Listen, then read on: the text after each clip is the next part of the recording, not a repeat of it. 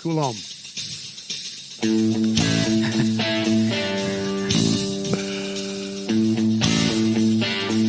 That's what I get for not muting you guys. It happens to the best of us, baby.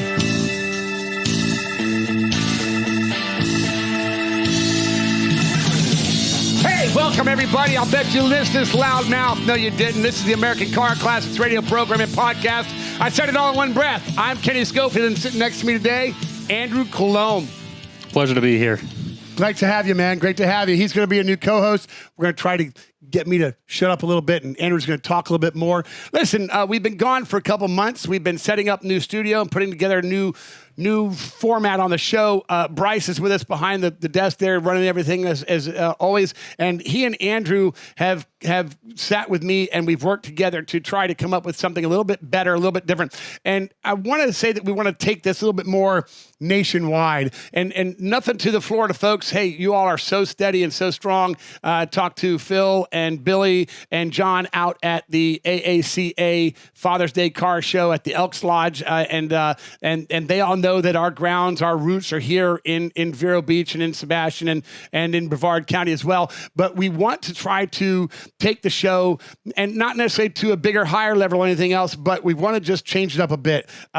We want to appeal more. Bryce, you said it right. We want to appeal more to a broader nation. Broader nation, broader audience. Right, Bryce? That's what we were looking at? Yeah, we're just trying to find content that appeals to more folks than just those of us here in Central Florida.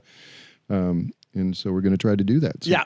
And content that a lot of things that, a mix of things that beginners with cars will appreciate, as well as more detailed stuff that veterans will appreciate. Yeah. And it's going to be the how things started and where we came from, and ideas of insemination to creation to demise in some cases of engine bases, of car bases, of car companies, of human beings. And Andrew, my old former co-hosts, we were all in our late 40s to early 60s, and so you're in your mid 30s, and you get to bring a little bit of that vibe that's coming in, maybe some knowledge on the electric vehicles, so maybe not just knowledge, but a different take or understanding or where it might go. And I think we could talk about real quick, because classic car to me, the first car I ever thought about owning or anything else was a 66 Corvette, a 63 split window. Those were the cars that really,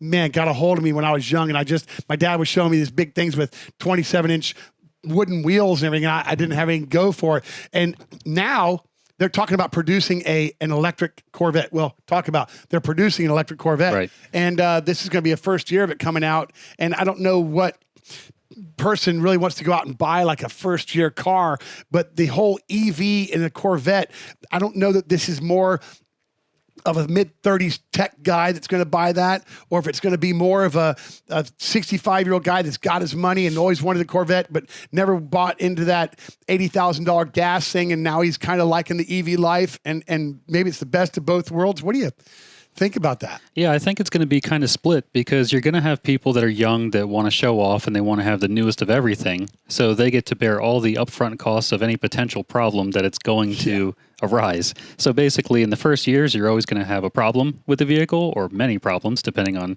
the build. But basically, they're going to work all the bugs out in the first production run. And then in the second production, that's when they're really going to nail it, in my opinion.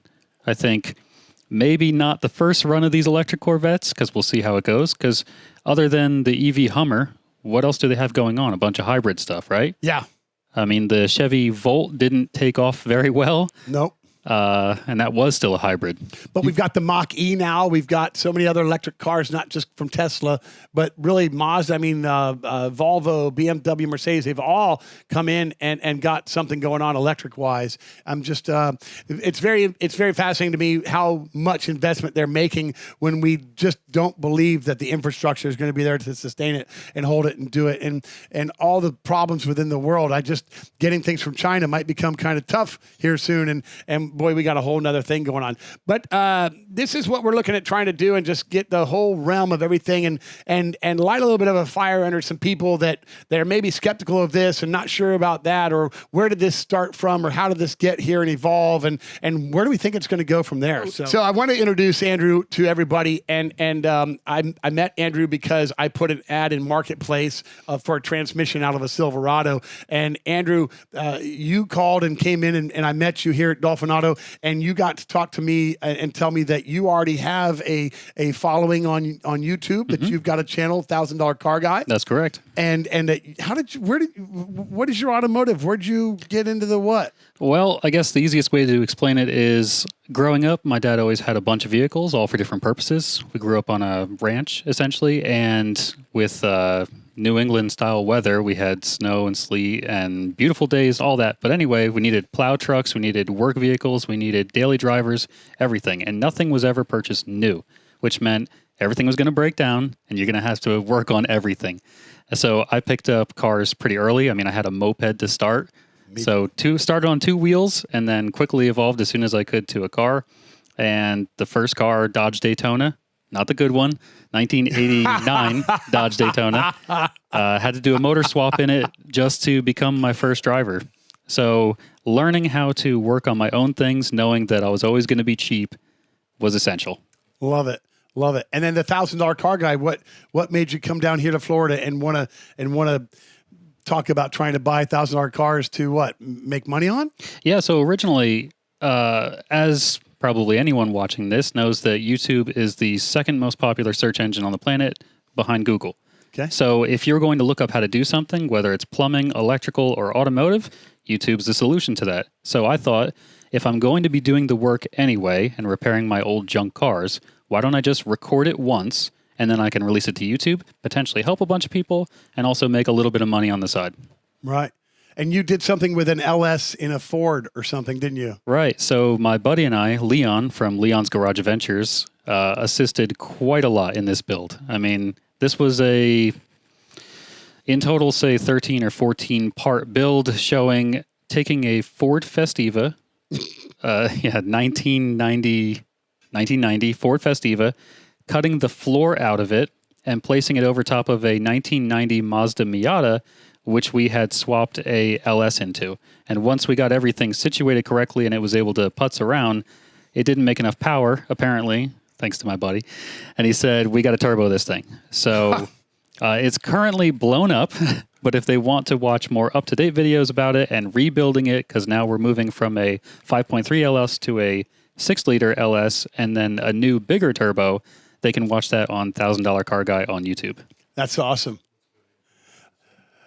All right, so that's where we met Andrew and what I believe that he can bring to the show with us. And honestly, I can't sit here and do it by myself. And I appreciate his value and worth of what it is as a character of a man, but able to bring in the rhetoric and conversation about it all as well.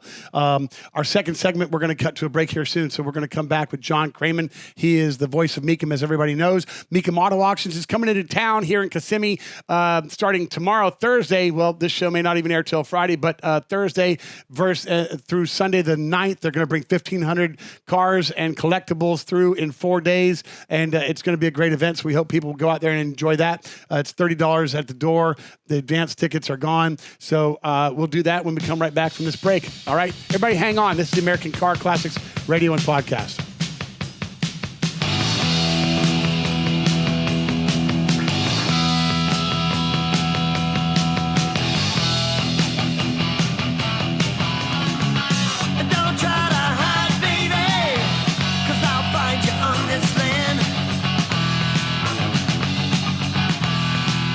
Hey, everybody, welcome back. I'm Kenny Scofield, and this is the American Car Classics Radio and Podcast. With me is Andrew Coulombe. And on the phone, hey, right now we've got John Kraman, the incredible voice of Mecum Auto Auctions. John, it's been a little bit of a while. How you been? Matt, it's been too long, my friend. I've been doing really good, kind of following the trend of the what's happening in the collector car world. Mecum Auctions is absolutely on fire. Then that doesn't have anything to do with the warm summer we're all experiencing. Yeah, you've just flown into Florida, so you got off the airplane and it hit you probably like a pancake in the face, huh? Well, it wasn't that much different. I'm based up in the Chicago area, and it's it was 90 degrees up there and high humidity, not quite the humidity here, but, hey, it's summertime. Yeah. I'm not going to complain being from up in the north. Anytime it's not cold and blustery and it's warm, I can, be out enjoying my cars and, getting around the country well without all kinds of delays. Sign me up, brother. Yeah. Yeah. Well, Mecum Auctions, they have not slowed down. Came through January. John, killed it again. Numbers are huge. $234 million in sales. More than 4,000 lots went across the block. Yeah, unbelievable. The world's largest collector car auction in the history of collector car auctions, live auctions. And, man, just to be, a little part in the big cog that the big machine that Mecum Auctions is. I just want to say, man, because you brought it up, really got to give a shout out to the huge volume of Mecum folks that are able to, number one, put everything together and to execute an auction that big. About 150 full-time Mecum employees in our corporate headquarters up in Walworth, Wisconsin. But we bring in almost 400 people to do the auction. It's a January tradition.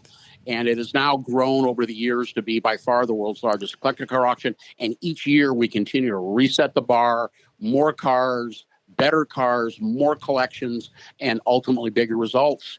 And we're on a heck of a roll right now. We were going to keep it going, pedal to the metal. Yeah, when you drive into Kissimmee and you pull into Heritage Park and then you go in there to register your car, you get to see everything behind there. Then you get to see everything on the floor. But when you open the door to go and get your bidder's pass and all of that, you get to see the small town that Mecum has moved in. It's like a traveling circus. You've got semis and semis of equipment and people, and it is a very finely tuned show going on. Kudos to Mecum. What Dana started has grown up. His son Frank took it over, and man, it's just every year we're just in awe with the numbers that come on. But when you go to the auction and you see the bidders and you feel it, especially that thunderstruck opening that they do so well. Yeah. But man, it is a show of shows, and you all on the broadcast aspect of it all, John. We've interviewed you. We've been on the floor with you. You don't skip a beat. The cars are coming through fast, huh? You get into the zone, the excitement, you got to keep in mind, there's a method to the madness of the auction environment. The auctioneer chant, the pace, the anticipation of each individual car, the variety of the cars, all of that is this big cocktail that keeps everybody at fever pitch. And that includes the announcers. I literally get into the zone. A typical TV show on our show on Motor Trend runs 6 hours, and it's live. There's no scripts. There's no teleprompters. There's no nothing. We just sit back and we talk cars and we get into the zone. And 16 years now we've been doing the television show together. Mecum Auctions been in business now 36 years, but we're always looking to improve and refine and grow and do a better job. And man, that strategy's paying off. We're number one in the world now. Nobody's even can, see us. They're eating your dust. Say it. They're eating your dust, John, and that's how it is. People like David Morton, who is the Mecum Auctions manager of communications and event marketing. He's the one that I contact you through and do, and that we're proud to see him. Man, he's a busy guy. Everyone's job is so specific to what, but they all know what to do, and it's not the same auction every week. And every venue has a different pro or con. Every market has a different pro or con. And we've talked before. We know that certain cars do better in certain areas, and we've seen that as we travel to Chattanooga and other places. I'm planning on going to Dallas this year, I think. So I know all it just changes. So every market is different and all that, but Mecum has grown so much. Right now, you are in town. You just got off your airplane in Orlando, and you're getting ready to set up shop from the 6th to the 9th. And you're looking at putting, 1,500 muscle cars, classics, Corvettes, trucks, exotics, hot rods, customs, and a lot more in 4 days, John.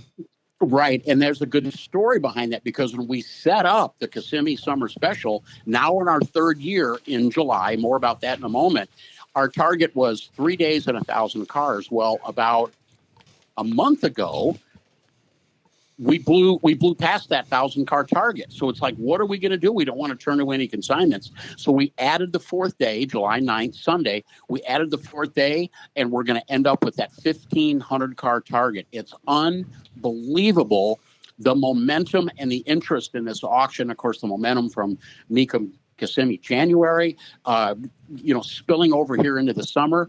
It's not going to be the size and the stature of our January auction. We're not making any claims that it will. But you know what? We've got great cars. We've got great collections, and it's chock full of inventory that the average enthusiast is really going to get turned on about.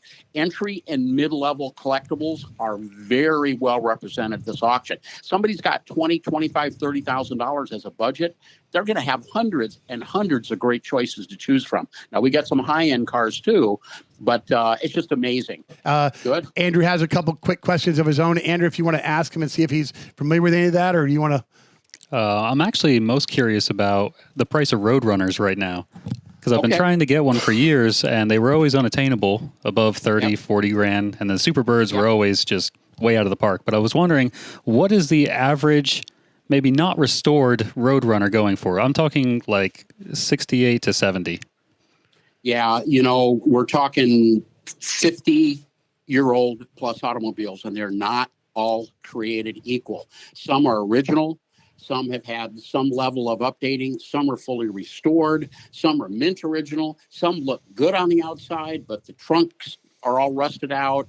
They're price-wise, $18,000 to $200,000. I'm not trying to be facetious, but that having said, interesting to pick the Roadrunner, because in general, looking at the broadest possible picture, following the trend of all muscle cars, by the way, the classic 60s and early 70s muscle cars have never been stronger, and they continue to churn and transcend generations, which has been a big question for, I'm an old school car guy.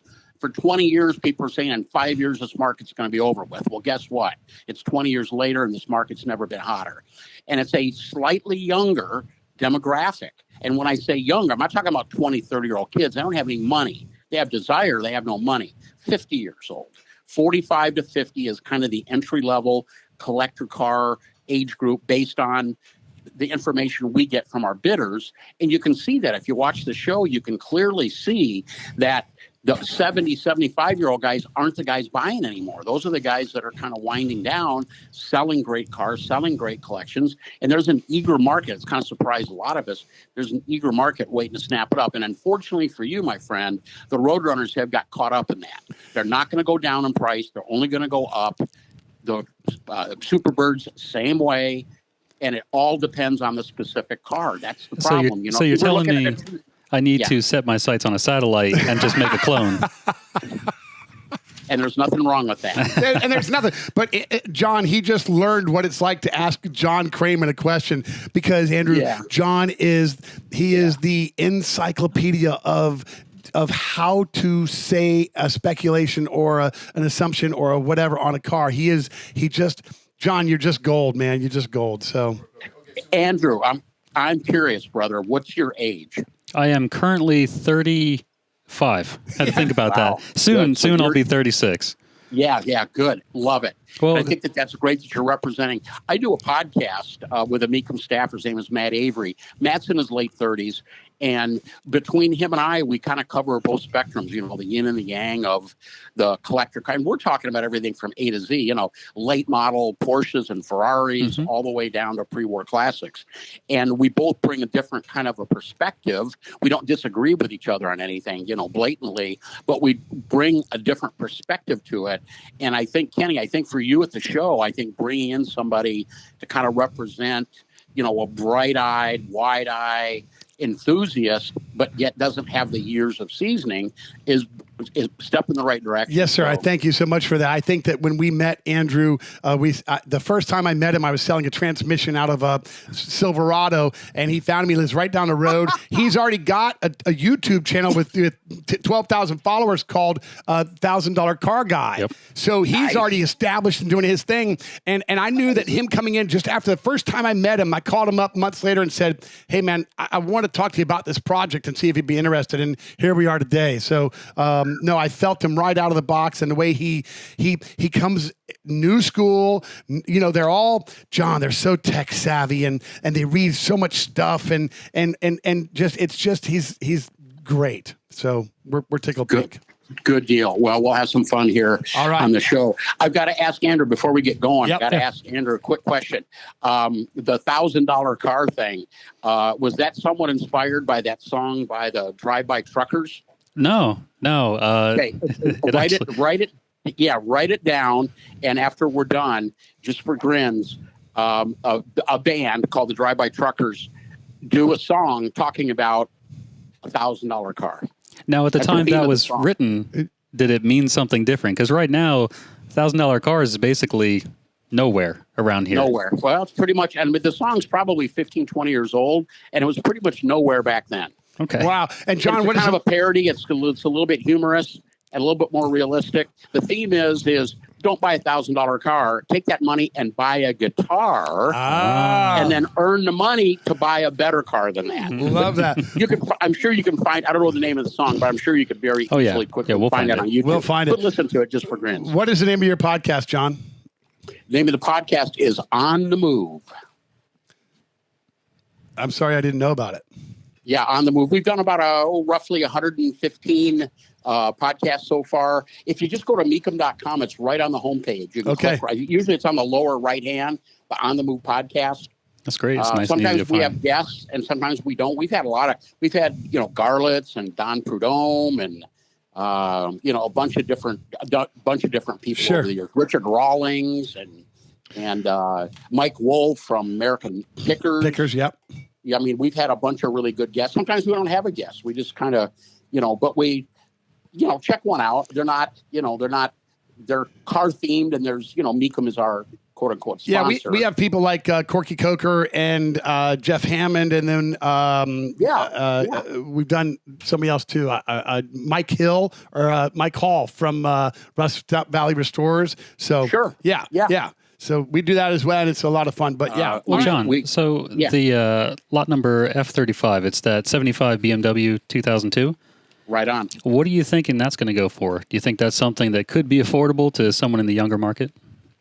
Well, now Andrew's younger than we are, John. He's younger than we are. He's this guy that's going to come in his mid-30s, and he's looking at all these different things like it's a candy store, Well, what's funny about that is we're talking about a car that's almost 50 years old, if I'm doing the math off the top of my head. Yeah. So I'm not quite sure why a guy in his 30s is going to resonate with a car from the mid 70s, other than the fact that today, in today's market, BMW represents a real high point in, the visibility of a great high quality European car. But here's what we know specifically about that car. We do know that these very boxy, traditional BMWs from this time period, late 60s through maybe the late 70s, they really are a special car.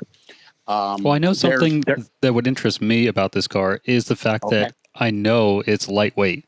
Now, something today that doesn't exist anymore is lightweight cars because of all the safety that they've added into everything.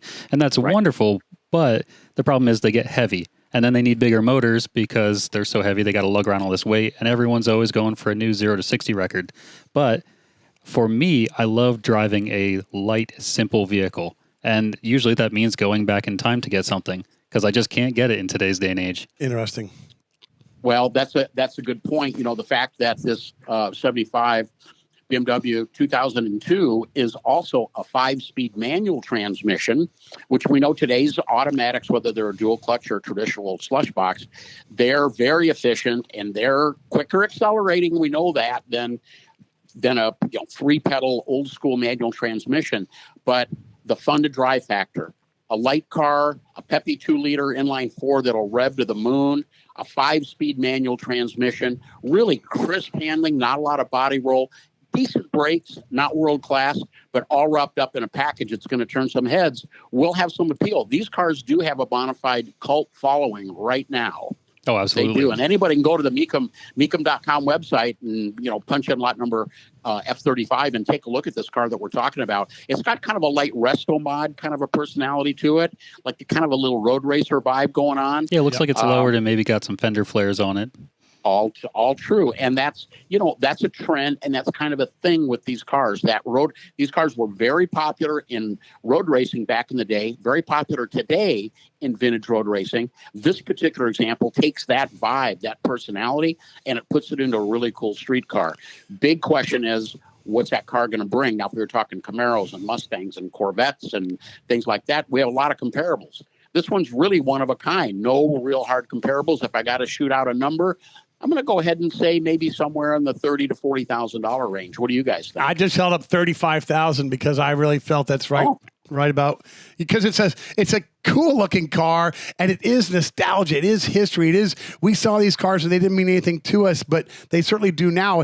And when you sat there, John, and talked about the 5-speed and everything else, I immediately went to my first time I drove one of the newer Corvettes, whether it be from 2015 on up to the newer ones.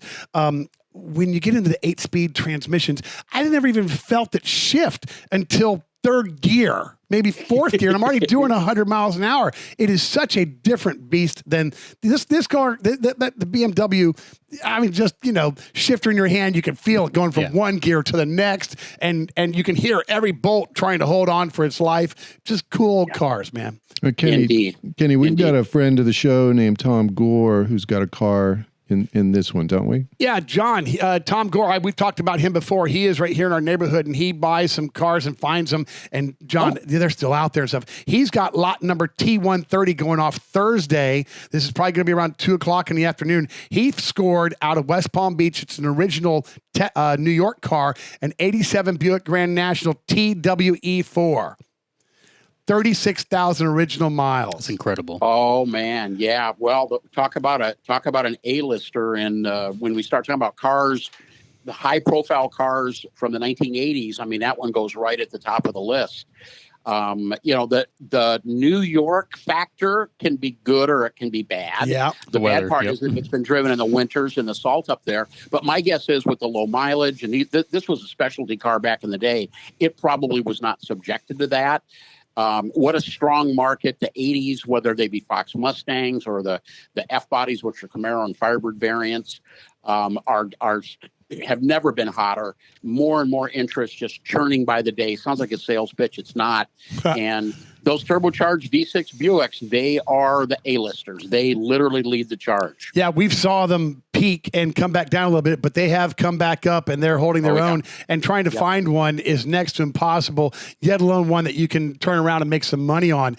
Another car on the featured vehicles, John, that I would have speculated, Andrew, that I love too, is this 70 Dodge Charger RT. The V-Code 446 pack. Yeah. Just beautiful looking.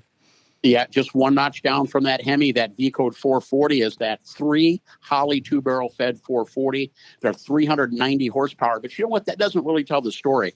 That engine is so well suited for high-performance street driving. It will give a Hemi-powered car, which was optional also on the 70 Charger, it will give a Hemi the run for the money without a lot of the tuning issues and the temperament of the Hemi.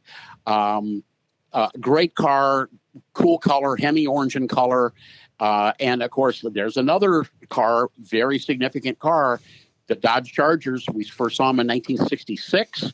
The first run of those cars ran from 66 and 7, 2 years. And then the 68, 69, and 70 were kind of their own generation. And then 71 changed the body style. Yeah. But I mean, great cars. This particular car, one of what we might call one of the headliners of this particular auction.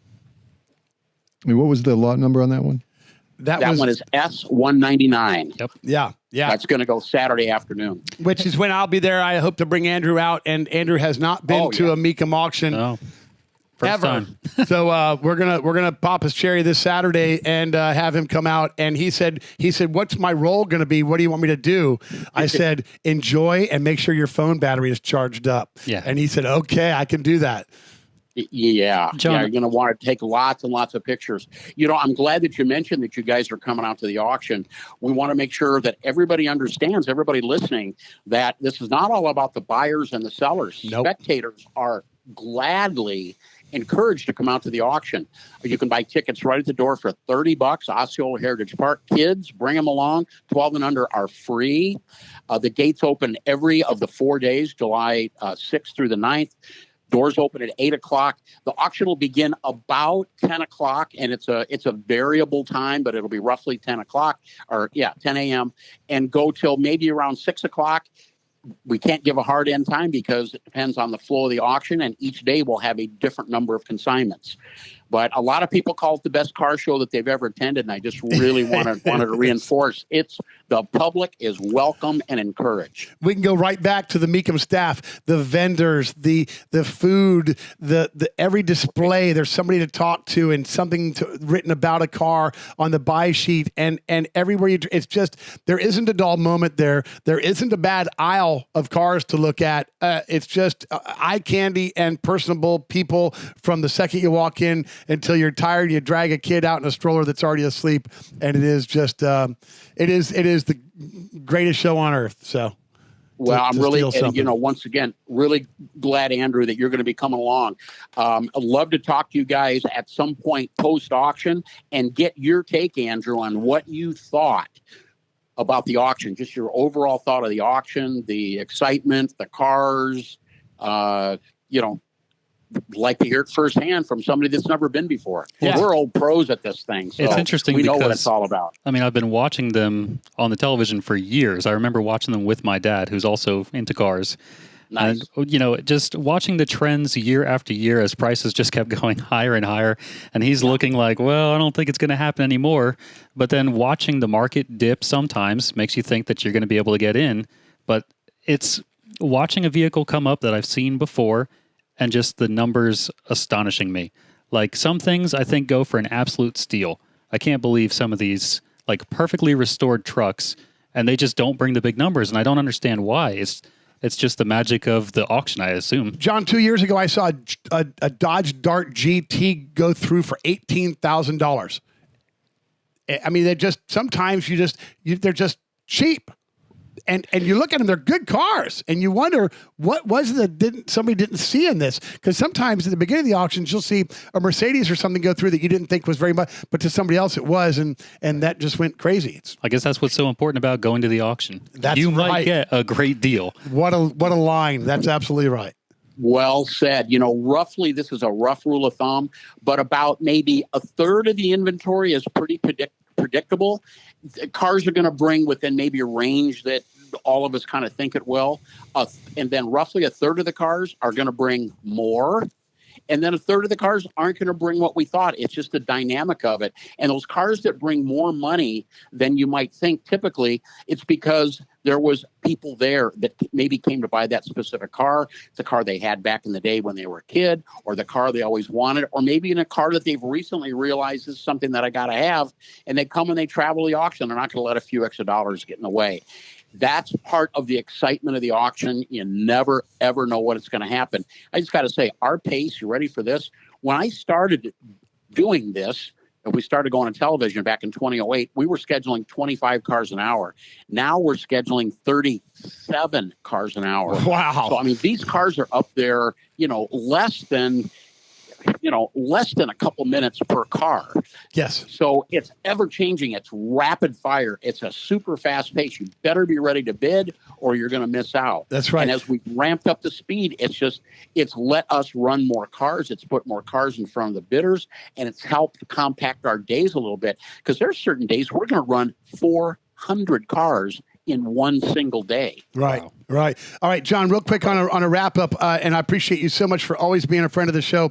Mecum's Kissimmee Summer Special 2023, Osceola Heritage Parkway, 1875 Silver Spur Lane. That's in Kissimmee.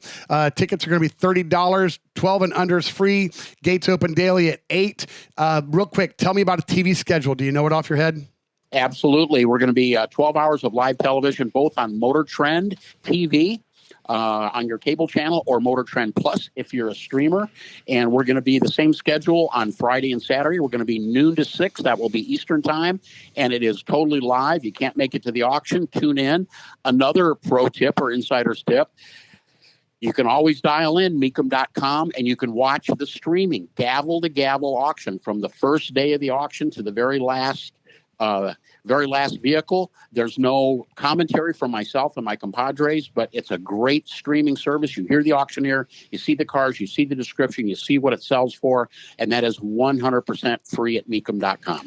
Yeah, John, I got to tell you, I bartend once a week on Mondays, and I'm always looking for something to put on the TV that will please everybody. And I started just running the Motor Trend channel. And when the Mecum auctions are on, everybody has their eyes glued on the screen. They love it. Cool. It's a crowd pleaser. Yeah, Thank and you, brother. Mecum Yeah, Auctions we're proud is- of the show. Yeah, Thanks. Mecum Auction is so accessible to everybody, and that's just another favor for everybody.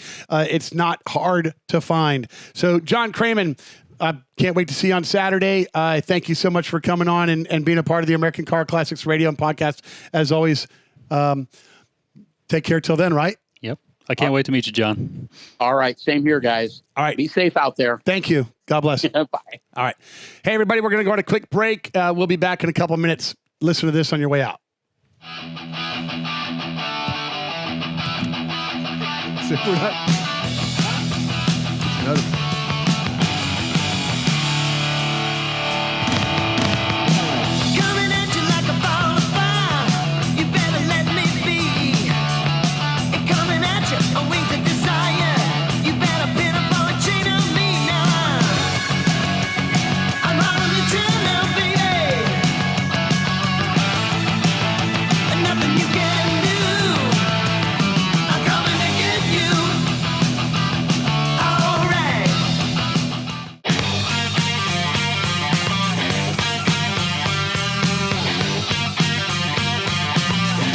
If you're feeling sad, Man, I can't get enough of that. Greg Billings, I appreciate him so much. Everybody, I'm Kenny Scofield. With me is Andrew Coulombe. Say it cool. Coulombe. Coulombe. I'm going to learn that eventually. This is the American Car Classics Radio and Podcast. Bryce Schunk is behind the sounds, and we appreciate his efforts so much as he's got to try to contain me and make this somewhat presentable. So we just got off the phone with John Kraman. Your first time talking to him, Andrew. I mean, he sounds fantastic. I really do hope I get to meet him when we get there. You're going to get there to meet him. Andrew has not been to, as we said earlier to the interview, to the Mecum Auctions, and we're going to go out Saturday. And now that you know, you can bring your kids. I don't know if you want to do that or not, whatever. But it's a great time, and man, it's he's just John is so full of energy and knowledge, and I'll bet he could talk to us about any car of anything without a piece of paper in front of him. Not that he's been doing it repetitively so long, but that his desire and passion of the cars and the knowledge and the culture and why they do what they do in the markets and all that stuff is just so incredible. Right. And if you want to go out to Mecum yourself, you got a chance to win some tickets if you can tell us what was the location of Mecum's first auto auction. You can go ahead and submit your answers to our Facebook page at American Car Classics Radio or text the hotline at 772-584-1048. Yeah, what a great opportunity to do that and come out for the weekend and join us and have a great time. 1200 is free, so bring your family and your kids and all that stuff. I want to real quick thank Joe at Affordable Water and Sebastian, Jasper Engines and Transmissions, Jake Fairchild, the best guy you'll ever meet. When you've got a problem, he can answer all your stuff. And, of course, my company, Dolphin Auto, that helps sponsor the show. We're right here in Grant, and we do everything except alignments. So we hope that you've enjoyed meeting Andrew, and we hope you've enjoyed the show, and we're going to get back out here, and we're going to make them more regular. And like we said earlier at the top of the show, we're going to bring you a whole new format and hopefully line it up to where everybody enjoys it and has a great time. I appreciate you joining us. Andrew, thanks, man. Thank Been you. great. All right. We're the American Car Classics radio program. We'll see you next time.